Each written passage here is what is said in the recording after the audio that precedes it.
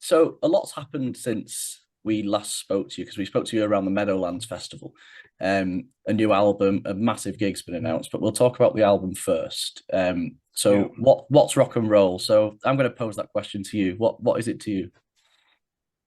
Do you know what I feel like it's well, the reason why we called it that is really like it's because from years of trying to make it in the industry and seeing so many different bands and different artists trying to, I don't know, fit into a box of rock and roll. I guess it's just for us, it's like so many people see like how we are and how we're so DIY with what we're doing and things, and it's like for us, rock and roll's not about getting a TV and throwing it through a hotel window or being an absolute dickhead on a tour bus. It's I feel like it's just like looking back at what we've achieved independently. Do you know what I mean? And being able to set up not just a band but a business and to manage to maintain that independence. I feel like that's rock and roll. Do you know what I mean? I feel like I've Yeah, spoken to a couple of artists in the past, and a friend of ours, Lucy Spraggan. I don't know if you remember yeah, from the yeah, X Factor. She's got a big yeah. career now as a solo artist, and she's like, he said the same. Do you know what I mean? Like, there's so many things that are rock and roll, but what people see as rock and roll when they're looking from the outside in, it's just not.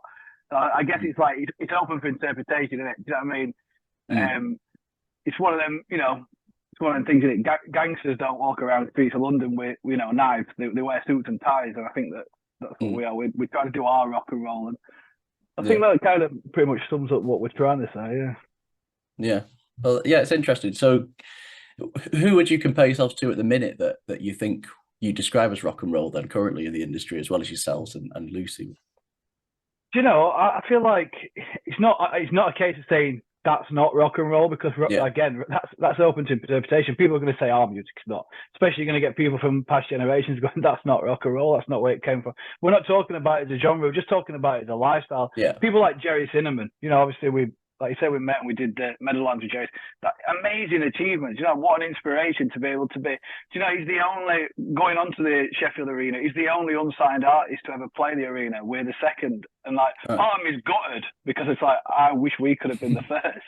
yeah, yeah. But, what amazing footsteps to follow. And just, yes, I'd say Jerry Cinnamon's definitely up there for me.